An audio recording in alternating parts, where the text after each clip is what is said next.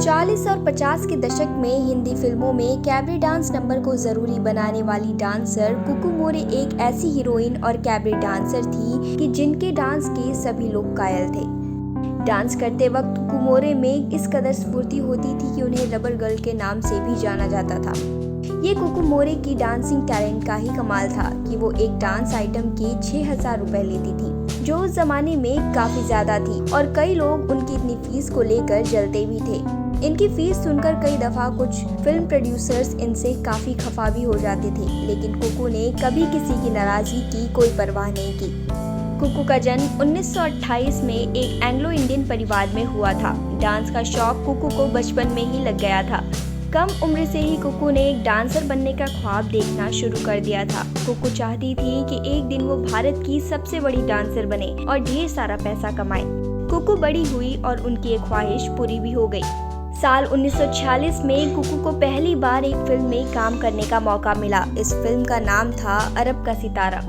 कुकू ने इस फिल्म में एक डांस नंबर किया था। पहली ही फिल्म में कुकू ने इतना जबरदस्त डांस किया कि फिल्म इंडस्ट्री में हर तरफ कुकू के चर्चे होने लगे। उन्हें अपनी फिल्म में लेने के लिए प्रोड्यूसर्स ने उनके घर के बाहर लाइन लगानी शुरू कर दी। कुकू मोरे मशहूर डांसर हेलन की पारिवारिक मित्र थी और हेलन उन्हें खूब मानती थी। दरअसल कुकू ने ही हेलन को फिल्म में काम करने की सलाह दी थी और ये भी कहा था कि तुम एक दिन बहुत बड़ी डांसर बनोगी।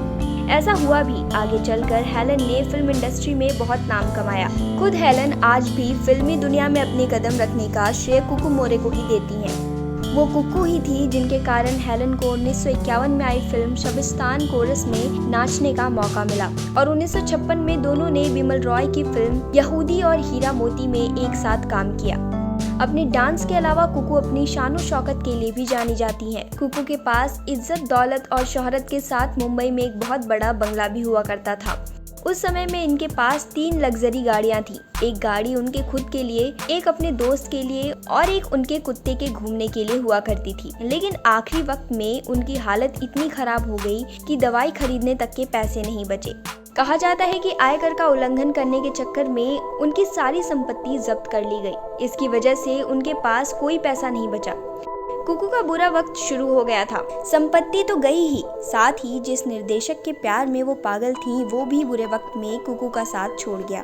इन सब मुसीबतों के ऊपर अचानक ही एक दिन कुकू को पता चला कि उन्हें कैंसर है। कोई भी इंसान ऐसी गंभीर बीमारी के बारे में सुनकर टूट जाएगा, लेकिन कुकू नहीं टूटी और खुद इसका खुलासा हेलन ने एक इंटरव्यू में भी किया था।